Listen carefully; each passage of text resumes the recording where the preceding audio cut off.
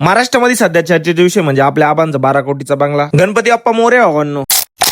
तर मित्रांनो, काही कारणामुळे ब्लॉग टाकायला जरा उशीर झाला. मग काय मित्रांनो, आपण गेलो आबांना नवीन घराच्या वास्तू शांतीच्या शुभेच्छा देण्यासाठी. आणि बंगल्यामध्ये घुसल्या सर्वात पहिले आपल्याला छत्रपती शिवाजी महाराजांची सुंदर अशी आकर्षक फ्रेम दिसली. आणि तिथे गेल्यावर कळलं की आबांनी बंगल्यासाठी 2-3 राज्यामधून मटेरियल आणलेलं होतं. आणि आपल्या सोबत आबांना भेटायला सूरज भाऊ, ऋषी वाहन कमलेश आला होता. आणि मित्रांनो, एवढ्या मोठ्या बंगल्याचं काम आबांनी फक्त 2 वर्षामध्येच पूर्ण केले. मग काय आबांनी आपल्याला पूर्णपणे बंगला दाखवून दिला. मग काय मित्रांनो, वापस निघालो आणि या रस्त्याला ट्रॉफिक जाम राहत नाही असं कधी झालंच. आणि त्याच्या ड्रायव्हर लोकांचं आयुष्य जरा अवघड झालं. इकडे या रस्त्याला दिवसापेक्षा रात्री इतक्या गाड्या चालत्या आणि रात्री या रस्त्याला गाडी चालवून जर रिस्कीच काम राहत. मग काय मित्रांनो, घरी पोहोचलो आणि त्याच्यात रेल्वेचं काम चालू आहे आमच्याकडे. 24 तास डंपर चालू राहत. मग काय मित्रांनो, दुसऱ्या दिवशी सकाळी आलो होतो किती दिवसानंतर आपण मनमाडच्या बस स्टँडला.